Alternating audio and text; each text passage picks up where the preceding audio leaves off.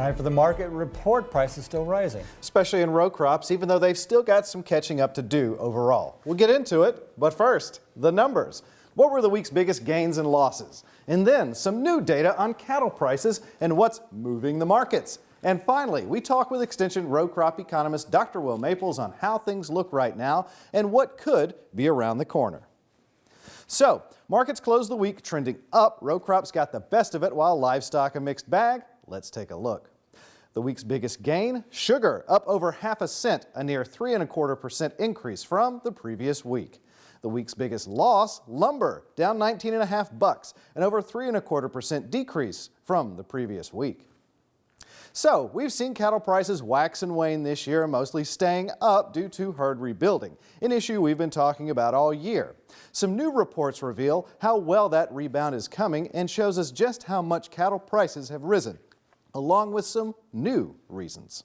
According to David P. Anderson, livestock marketing specialist at Texas A&M University, both calf and feeder cattle prices have risen due to rain issues, less calves on the market, and potentially import restrictions on Mexican cattle due to recent screwworm detections in Chiapas state.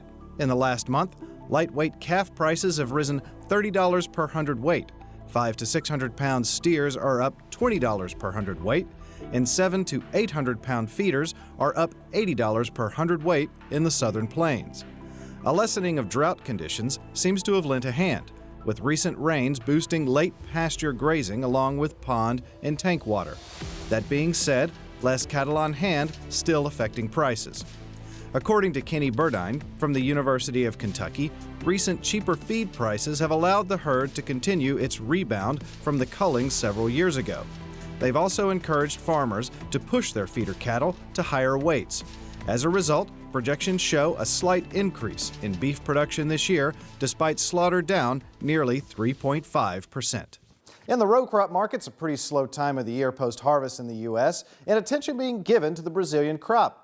I spoke with MSU Extension row crop economist Dr. Will Maples to get his thoughts on what we're seeing maybe in store for next year. Yeah, so we're really just kind of in that time of the year where we've got a good handle on what the supply is looking like for the U.S. crop. We've got soybean harvest pretty much wrapped up, corn harvest wrapped up, cotton's getting wrapped up. USDA, as far as their monthly WASDE supply and demand estimate reports, they don't move supplies a lot right now just because we got a good handle on what yield is, the market kind of see what supplies is. So this time of year is just a pretty quiet time when it comes to major reports shifting supplies. That would mean that this is normal for this time of year. This is not an unusual thing to see. Yeah, so it's pretty normal. So we know what U.S. is doing. Market's focusing more towards Brazil now, especially with soybeans. We haven't really seen a lot of weather issues with the Brazilian crop so far as they've gotten through the planting season on this new soybean crop. So there's not been any shocks to the market with that currently over the last few weeks. It's just looking like another large, above average Brazilian crop at the moment, which is, kind of keeping markets down, keeping things pretty flat.